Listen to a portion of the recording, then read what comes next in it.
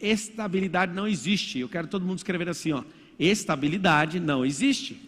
Aí a pessoa acha, não, eu vou ter estabilidade. Lá na Venezuela também tinha estabilidade. 40% da população era funcionário público. O que aconteceu? Quebrou o país. E aí, o que vocês vão fazer? Nada. Só tinha uma commodity forte, que é petróleo. O barril do petróleo caiu pela metade.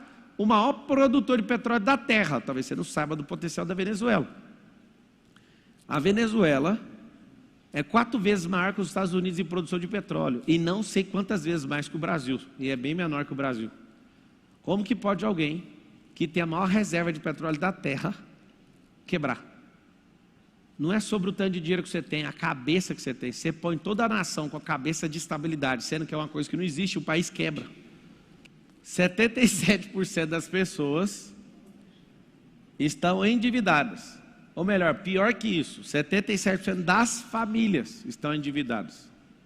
Tem um outro número parecido com esse, parece até piada, mas 77% das pessoas odeiam fazer o que estão fazendo agora. Se eu cruzar esses dois dados, uma coisa comprova a outra. Porque na maior parte absoluta não vai ter como desvincular essas pessoas de um lado e nem de outro. Então, se eu cruzar essas informações para quem é analista, ou tem o perfil analítico, 77% das famílias estão endividadas. 77% das pessoas, não estou brincando, presta atenção nisso. Vou abrir aqui para vocês verem. Eu já vi levantamentos em vários países e gira em torno de 70% a 80% das pessoas fazendo o que odeiam. Por que elas fazem? Por que as pessoas estão endividadas? Então vamos lá. Se 77%, que seja 70%, que seja 80%, fazem o que não gostam, logo elas não conseguem fluir, logo elas têm que se ocupar com algum prazer imediato para ver se tira essa tristeza de sua alma. O que faz uma pessoa consumir sem parar, ou desejar o consumo todo o tempo, mesmo não tendo a grana? É para repor alguma coisa emocional. Então tem gente que endividamento atinge 77,7% das famílias brasileiras, maior patamar desde 2010, diz Confederação Brasileira, que deve ser da indústria. Quando você vê isso aqui, o endividamento de 77% das famílias significa que você põe todo mundo dentro de casa na conta, então dá mais do que 70% dos brasileiros. Só que às vezes vai no nome de um só ou de dois, e não de todos os familiares. O que eu quero te mostrar com isso? As pessoas que não fazem o que gostam, ou que vivem na amargura, elas vivem caçando coisas para repor o emocional delas. Você que às vezes come descontroladamente, o seu problema é um só. Você não está atrás de comida. Você está atrás de repor emocionalmente esse negócio. Não é comida. Só que aí você começa a comer a emoção e você fala, é isso que eu quero. Às vezes eu abandono. Você já sabe por que você come. Ou se não sabe, eu te mostro. Esse número aqui é alarmante. Por quê? Eu vou te falar os motivos que levam a pessoa a se endividar, mas eu estou te mostrando a causa raiz. Ser treinado para algo que você não nasceu para fazer, que você não gosta de fazer, vai te manter frustrado. E para acabar com a frustração, eu preciso compor com algum prazer. E o prazer está nas coisas. O prazer não está em desfrutar na vida. A sala da Carol é do lado da minha, é tudo de vidro. A Carol de vez em quando bate lá na porta e fala, vocês vão trabalhar não? Eu falo, mano, você está de brincadeira comigo. O Marcos Paulo, certa vez, perdeu uma sociedade de centenas de milhões de reais comigo, porque ele me chamou de trabalhador. Nossa, mas você foi tão duro assim? Fui. Ele falou assim, você ganha esse tanto de dinheiro, eu não acho justo, porque você nem trabalha. Aí eu falei, você está achando que eu tenho que trabalhar? Eu sou o gestor.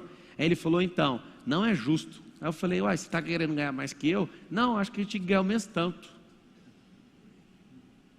Uai, vamos fazer o seguinte, eu tenho uma proposta melhor para você. Fica com 100%. Aí ele não entendi, 100% é eu fora, você cuida do que você quer, problema seu. Nós desfizemos a sociedade. E ele foi embora. Fala, o que você está falando? Não existe a possibilidade de eu trabalhar uma hora nenhuma hora, porque quando você faz o que gosta, não tem como alguém imputar trabalho para você. Quando você faz o que você foi chamado, não tem como isso ser chamado de trabalho, porque trabalho é castigo, eu te dou o drive mental do trabalho. Pá, mas eu gosto de ajudar as pessoas. Deixa eu te falar, Que nível é esse que você está ajudando pessoas? Eu entendo que você tem que ter uma profissão, para você entrar na escala certinho, mas depois que você dominou isso, para que você vai ficar com isso? Por que você não vai empreender? Empreender dá muito trabalho também, não dá? Mas na hora que você estiver muito bom, por que você não sai disso? Por que você não vai investir? Porque ninguém te ensinou que tem como fazer.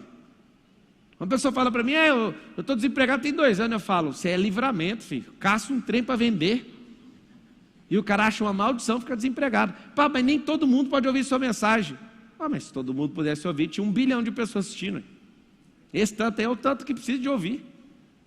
Esse tanto aí representa o tanto de transformação que eu já produzi, está tudo certo. O tanto de tráfego que eu gasto, eu estou gastando pouco. Na hora que eu quiser gastar muito, você vai ver o que vai acontecer. É isso aí que tem que ouvir. Se você parou até aqui, a mensagem é para você. Só que você é tão vítima que você fica pensando, mas se o mundo inteiro empreendesse? Se o mundo inteiro empreendesse, não ia precisar de governo. Se todo mundo empreendesse, queria que todo mundo escrevesse aí para a gente começar a abrir a mente do brasileiro. Se todos empreendessem, não precisaríamos de governo, porque o governo não produz riqueza, ele só toma a riqueza dos outros para dividir com quem não produz. Então nós vamos abandonar quem não produz. Não, vamos ensinar, vamos destravar esse povo. Não é sobre abandono. Mas pelo amor de Deus, os caras ficam com a menor parte da riqueza que a gente produz e parece que eles mandam na gente. Nunca. A mentalidade de quem governa é, uma mente que governa é maior do que todo o governo, federal, estadual e municipal juntos. As maiores famílias do mundo têm mais riqueza que países juntos. Por quê? Porque são famílias governantes. Mas uma coisa você tem que aprender, para com essa merda de fazer coisas que você não foi chamado. Dá para tirar proveito de tudo, então não joga fora a sua experiência, mas carrega isso para o seu próximo nível, é isso que eu quero te explicar. Não é para você ficar um imbecil. Mas essa relação desse 77% é muito forte. Por que você faz o que você não gosta? Pergunta para a pessoa, ela vai responder, não sei. Aí eu pergunto, mas e se você soubesse? Ela, se eu soubesse, eu te daria a resposta. Mas uma pessoa que gosta de você, a mais próxima, aí eu vou perguntando até chegar. A pessoa fala, não, eu faço isso porque era o sonho do meu pai. Meu pai talvez esteja assistindo agora. Meu pai quis que eu fosse funcionário público. Qual foi a instrução que meu pai me deu?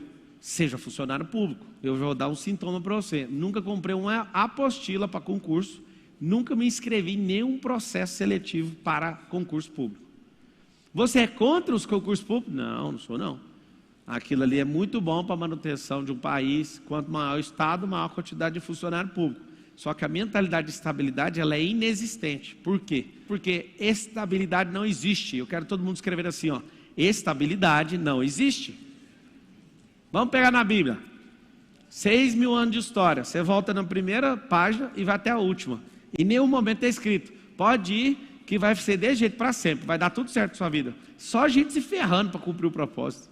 Só a gente sendo expulso, só a gente sendo perseguido. É cara dentro de cova de leão, é outro passando em fornalha de fogo. É o pau quebrando, é um pulando de cima de barco, aí pega o peixe. Que é isso aí? Peixe engole o Jonas e volta para lá. Paulo fala que se o escorpião pica, não sei o que, cobra te pica. Mano, você vai se lascar na vida para cumprir o propósito.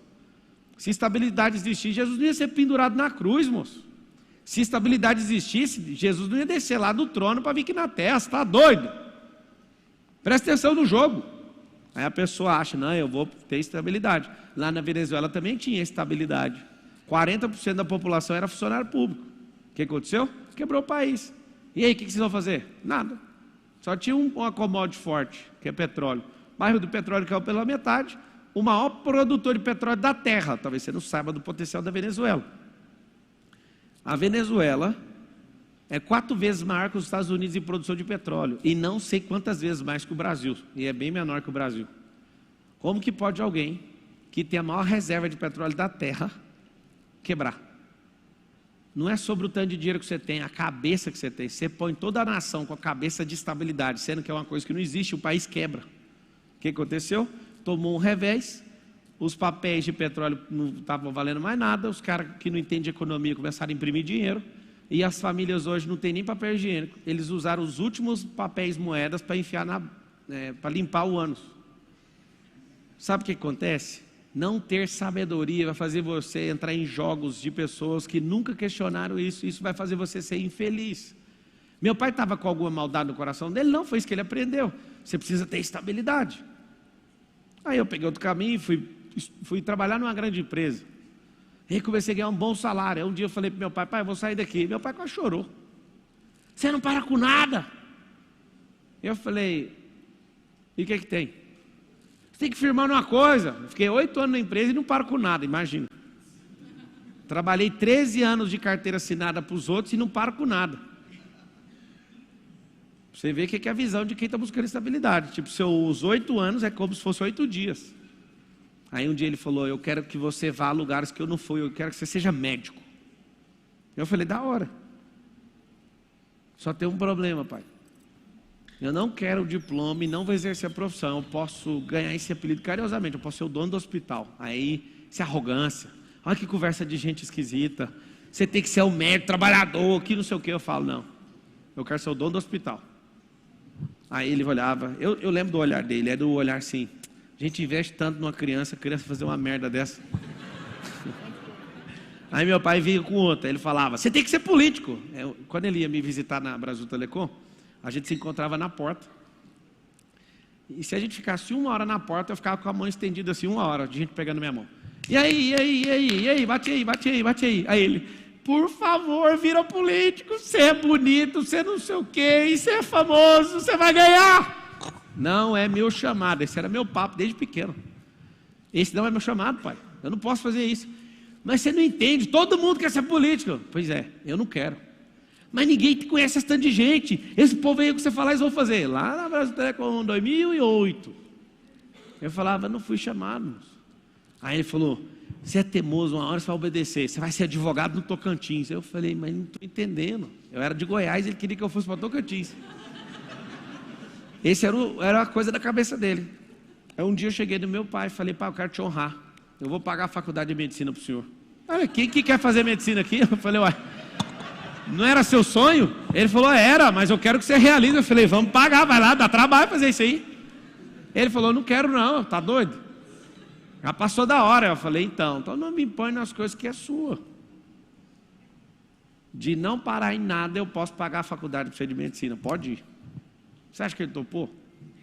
As intenções do meu pai sempre foram boas ao meu respeito, mas era a crença que ele tinha. E papai, se você estiver assistindo, não se sinta desonrado. Mas eu lembro de cada momento e de cada repreensão. O Senhor foi me moldando para ser do jeito que o Senhor sabia, a forma certa. E eu te agradeço por isso, porque isso foi uma forma de ver que eu não tinha que fazer. Agora, vários filhos que estão aqui me assistindo pela internet, estão assistindo aqui pessoalmente, aconteceu um milagre. Sabe qual foi o milagre? Você estudou uma faculdade completamente inválida para agradar alguém. Você faz parte dos 77% que odeia. Eu nem entrei no assunto de dívida, sabe por quê? Porque você está devendo o reino. Você está devendo a Deus. Você está devendo, um monte de gente está morrendo porque você não abre essa boca. As dívidas não é no SPC nem no Serasa. A dívida vai ser o dia que você parar na frente do trono branco e falar assim, o que você fez com a vida que eu te dei? Várias pessoas aprenderam que cumprir o propósito tem a ver com a sua profissão, não tem nada a ver. Cumprir o propósito tem a ver com a sua vida, onde você é usado, onde você estiver. E aí está o grande lance. Pensa no tanto de pressão que você toma na vida.